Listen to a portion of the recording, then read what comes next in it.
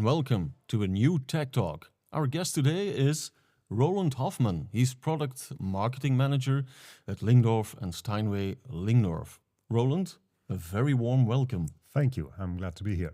Yeah. We're going to kick right off. First question is, why would we need room correction software, like, for example, Room Perfect? It's a good question because you and I and every music lover watching this, they want the purest sound. They say, don't mess with the music, don't change the signal. So the first reaction to room correction, whether in stereo or multi-channel, well, yeah, you need it, but it's usually like, no, I don't want that. But the problem is, as soon as the loudspeaker emits sound into the room takes over. And every room is changing the sound to a degree you don't even want to know. And it's very, very interesting when some people measure the actual speaker response at home and look at it on a computer screen or something, and they look at it in shock and they, what is that? That's not the speaker I bought. That's not the speaker where I saw this nice frequency response in the audio magazine or review. So what is that? So what you're actually saying is that you will be listening to your room instead of your system. That's right. Speaker and room acoustically are one thing. Mm-hmm. A speaker on its own would be out there in the field or something, and a speaker in a room and two speakers in the room with their own environment behind and left and right and so on, they interact with the room, and the sound of the room and the sound of your speaker unfortunately becomes one. So that frequency response in room, it doesn't look very nice. It almost looks like a roller coaster, well, without the loopings, but it's still up and down, and especially in the low frequencies, by 10, 15, 20 dB. And so usually people are like, what is that? What is the problem? But it's not the problem, it's multiple problems. It's the wall behind the speaker, it's the wall to the side of the speaker, it's the floor in front of the speaker. And all these things are for our mind, for our hearing, not easy to separate.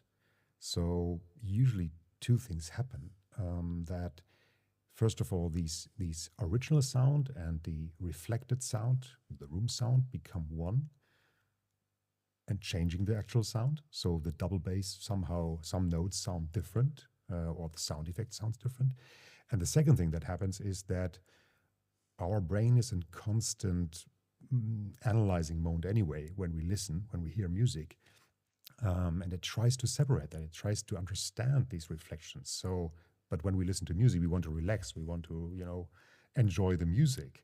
But the more room sound there is, the more our brain is in constant analyzing, learning, and understanding mode. And that's not relaxing to music. So what you're saying is that in a normal situation, your room smears or clouds the sound. Exactly. And of course you don't want that. And some things you hear, and some things are just there and you don't hear it, but your brain tries to filter that out. Yeah. So if you have reverb, echo, sometimes you hear it, sometimes you don't, and you have changing low frequencies, sometimes you hear it. But even the things that you don't really hear are there because it's the room and you can measure it. So your brain tries to filter that out. And that then after, let's say, half an hour of listening, you just stop because you don't feel relaxed, you don't get into the music and you wonder why. And that's very often not the fault of the speaker or the amplifier, but a noisy room or a room that does a lot to the sound. And now we come back to room correction.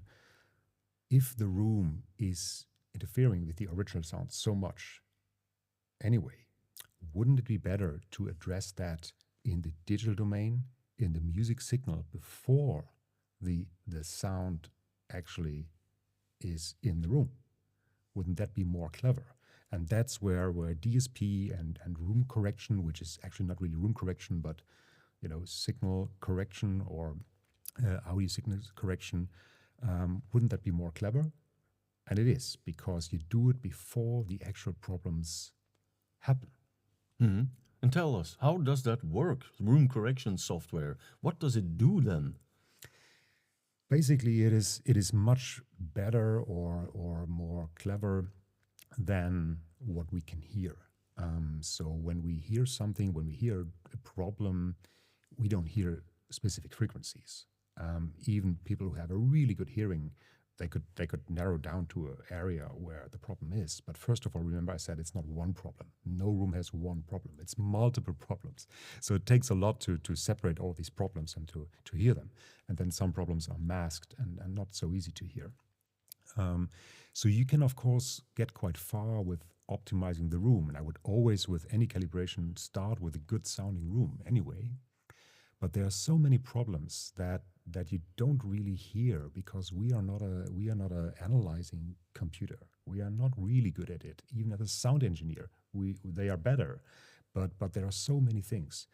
So it's first of all much better to properly analyze the actual problems in order to only correct it at the exact frequency, at the exact decibel, so volume level, and it's a much finer tool. It's a much more precise tool to do that, and that is of course better, and that's the right way to do it. But for that, you have to leave the analog domain and do it in the digital domain, basically before the data turns into music, into audio.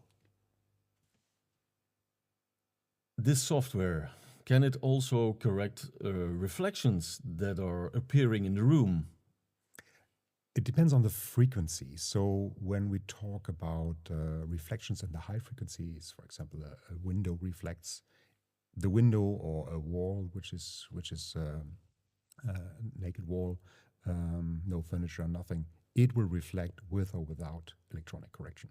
We cannot prevent the window from reflecting. But when the window reflects, there's still, let's say, at the listening area, too much sound energy in the room, in that frequency. So it's better to simply have less sound energy in the room at the first place to tone that down. The reflection is still there.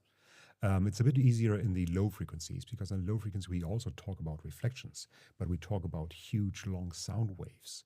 So these sound waves interact with each other, and there it's the same tool, let's say. So you send less sound energy in the problem frequencies, but it's something different in the high and the low frequencies. But the actual reflections is not taken away, but you could say the effect of it is reduced.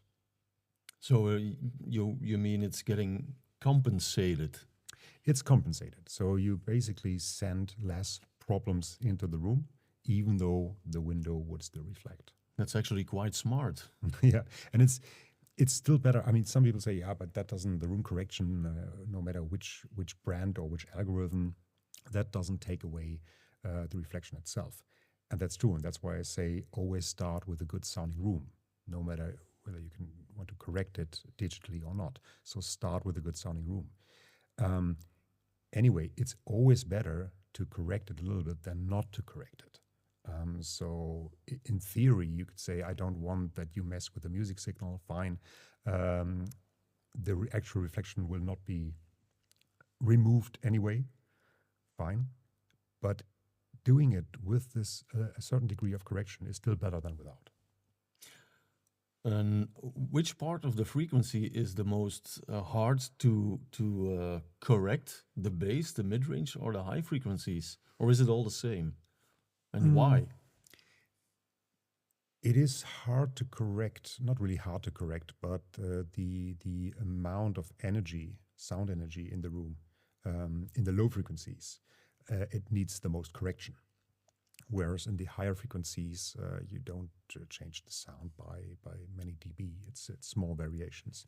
And Room Perfect, as also other room corrections, they usually leave the high frequency alone, not completely, but the optimizations are less in the high frequencies and more so in the low frequencies. What is the challenge in the low frequencies is that many correction systems overcorrect in a way. So they detect one problem and try to linearize it. So in that way, it is more difficult to correct. You can go the easy way and just like, okay, there's something like at one frequency minus, let's imagine 15 decibel at 90 hertz, so let's make it flat. That would be the easy way, but it's much more complex. It's much more difficult to do the right correction, and that makes it difficult. So the algorithm has to be really good, and you have to measure really good in the room what are the actual problems, and are the actual problems that you measure the ones that have to be totally corrected, or do we need more information, more data, which is part of the Room Perfect recipe. You just said that there are different algorithms, there are different room correction softwares on the market. What's the difference between them? Oh, where to start? They all measure, of course, at the listening position, and in the early days of room correction, and I have to add even today because some corrections have not basically changed. In the early days, you would measure at the listening position, measure the frequency response of the speaker in the room. You see all these ups and downs and this roller coaster frequency response, and linearize it. Full stop. That was the first generation room correction. Just make everything totally flat, and understand everything up and down a perfect line as a problem.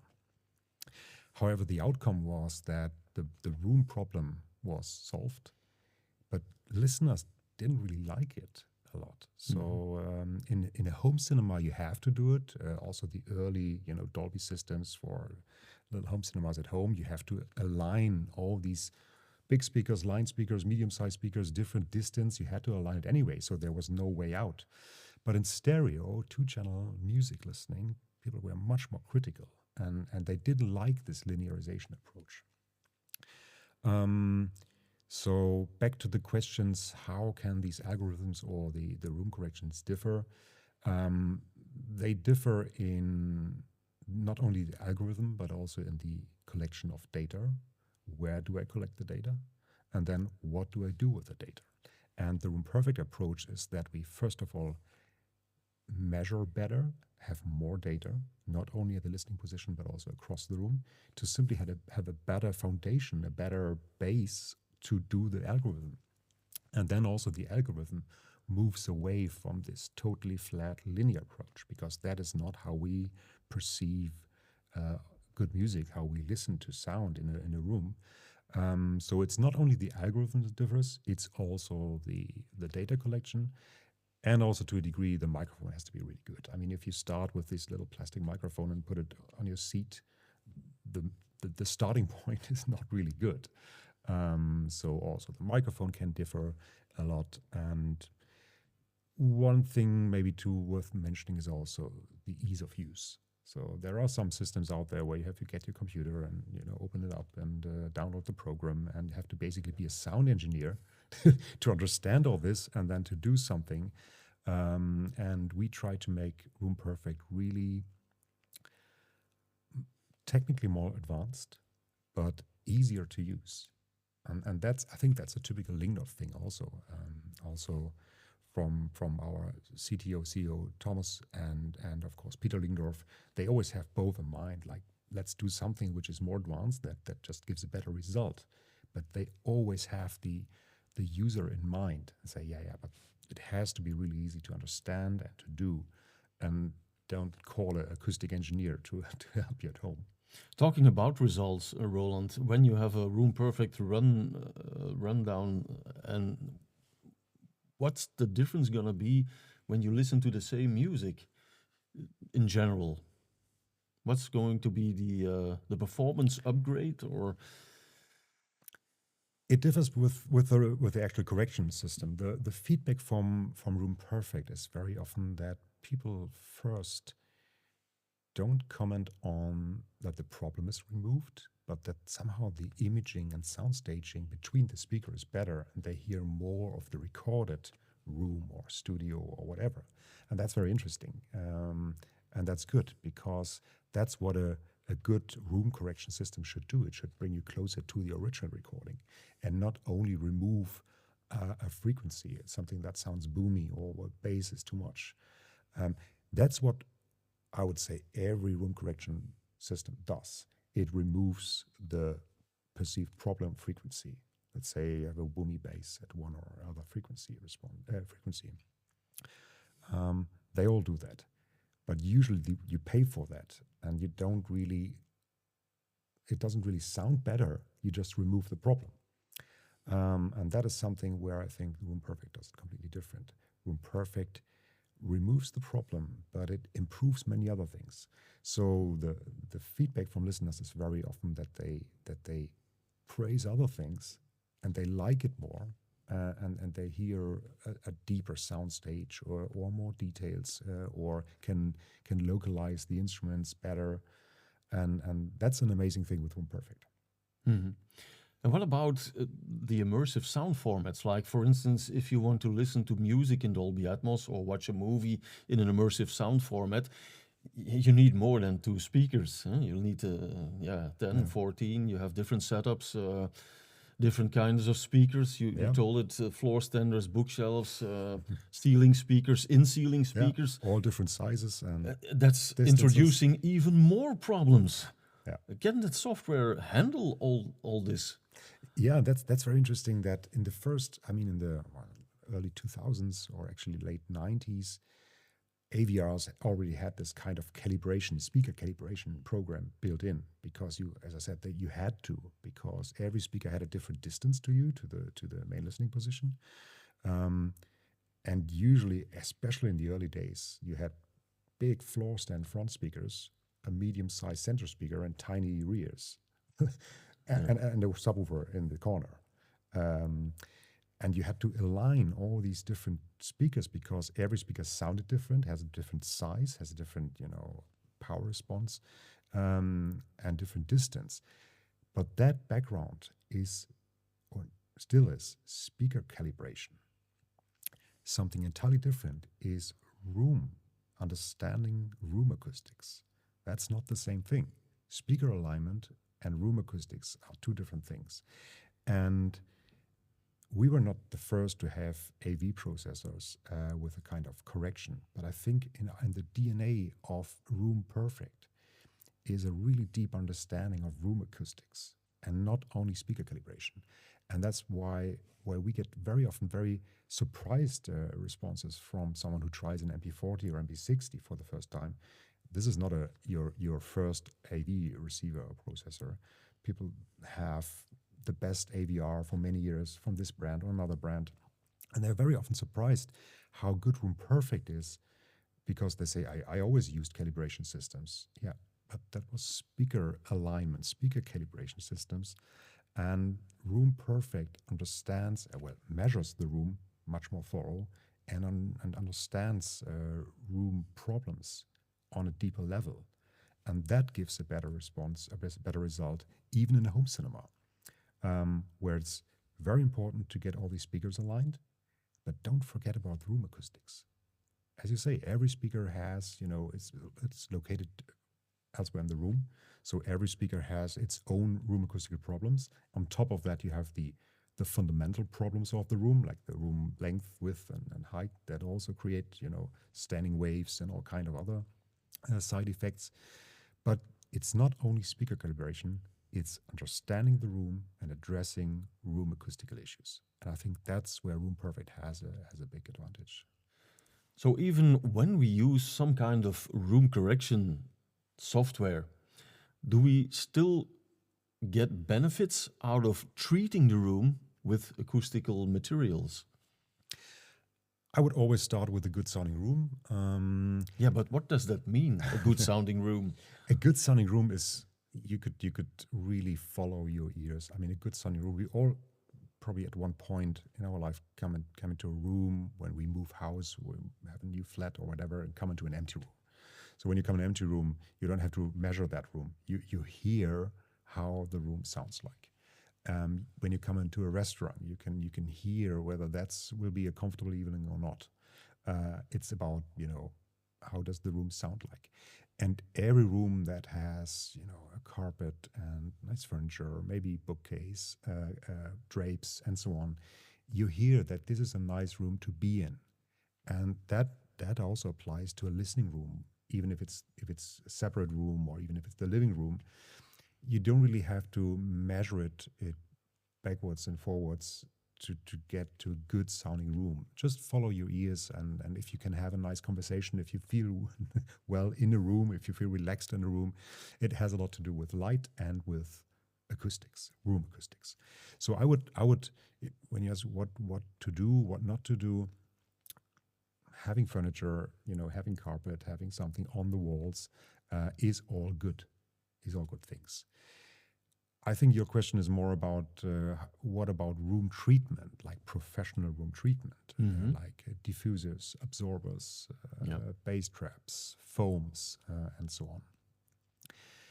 And there, I think one has to be very careful because, first of all, these tools were created for studios. And in the studios, people analyze sound, they work with sound 8, 9, 10 hours a day. And that environment requires something completely different. They want a dead sounding room, which is not exactly what you really want in a, let's say, living room or music listening room. To a degree, you want that in a cinema because you have so many speakers and so many potential reflections. But you don't really want a totally dead room. All these tools like absorbers, diffusers, and so on, they are very effective. But it's very easy to overdo it, to overcorrect. So if you go this way, you have to understand these things as professional tools. And that requires that you actually measure what are my problems. I hear that or see that so often that people think, it doesn't sound good here, so let's collect or let's buy some diffusers, put them on the wall, and let's put a bass trap in the corner, and that will fix it. Yeah, but what were the problems? Have you measured them? No, it just sounds like a little bit hard here, and I have this boomy bass. Yeah. And then it's very easy that you overcorrect it in a way that the sound or the room sounds pretty dead, or you just solve problems that were not there, if you know what I mean. Yeah. So how many diffusers? Where are they placed? How many of them? Do you treat the whole wall or part of the wall, and where? At which frequencies do these diffusers or absorbers really work? Is that your problem frequency? And it's even worse in the low frequencies, because at the low frequencies you can perfectly measure the problem, but usually the problem is not very broadband. Usually you have a problem at, just like imagine something at 90 hertz because of the room dimensions. But a bass trap works broadband. A bass trap, and I see that so often, it's put in the corner. And of course, it does something to your problem frequency, let's say 90 hertz, but usually it absorbs bass. A bass trap does what it's made for.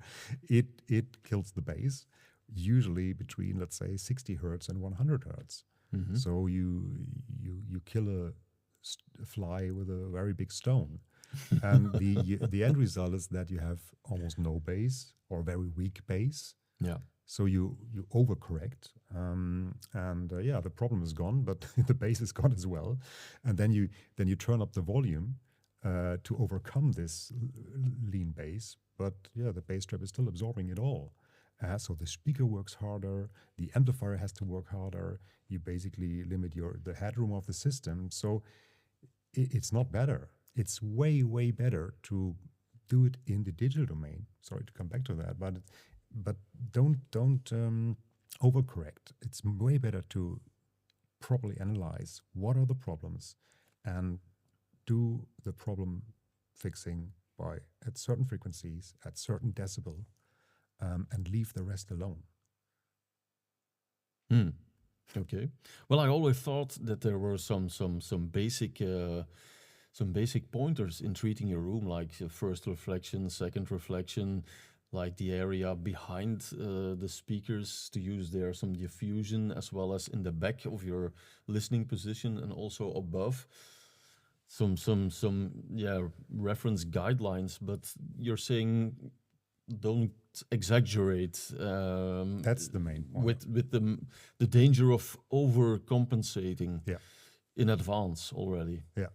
And it's true that this first reflection, it's better we treat it. But again, some people put some thick foam at that spot, and then it's not always better.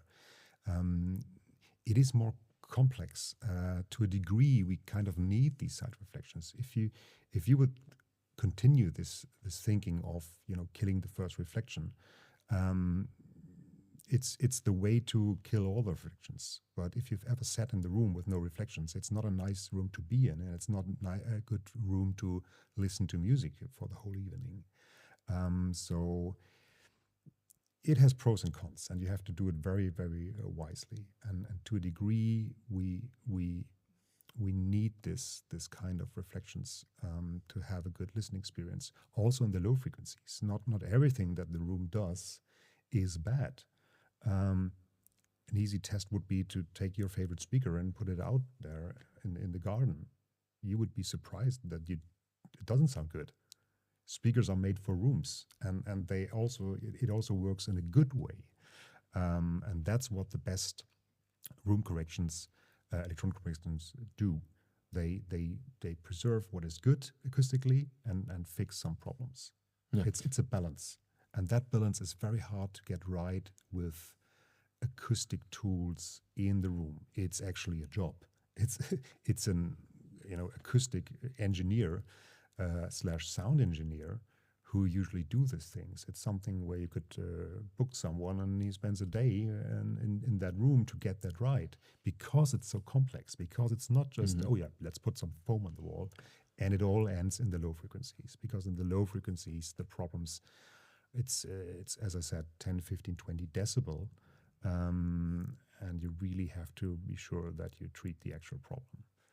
I know a professional who treats acoustical problems at companies or like in restaurants and stuff, and he starts by shooting a gun, not with real bullets, but and he measures that to see what the reverberation time is. And the results often differ, but in really bad rooms, it's like above 20 milliseconds. And I think for a hi-fi room, that should be maximum reduced to 0.4, and for cinema, it needs to be even lower. But that's just reverb time. That's not the whole game then. That's reverb time, and also reverb time is depending on the frequency. So you have to do it, again, broadband and have it really wide perspective on not just put something on the wall to get the reverb down, because if higher up or lower down the frequency range, the reverb is different, it will easily sound unnatural to us. Yeah. And that's why this quick fix of having quick foam at the first reflection point to get the reverb not overall down, but to help this reflection and reverb basically at that spot only, it sometimes makes it more unnatural sounding. So you are in this vicious circle that you treat the room for every evening basically, and that's why I always go back to have a room that sounds all right, but leave the rest for electronic correction, unless you are in the studio where you work with sound and you want a completely dead room, but that's a totally different thing. Yeah. In the studio, you analyze sound, and in your listening room, you try to enjoy music. That's a totally different thing. Yeah. So thank you, Roland. For you viewers, I hope that you have learned everything there is to know about room correction. It's not some kind of hocus pocus. It's really a mathematical process done in the digital domain, DSP. So it's all good, and it's really it elevates the performance. So we can only encourage people to try it out. So thanks for watching this Tech Talk, and thank you, Roland, for the explanation. Welcome, my pleasure. Yeah.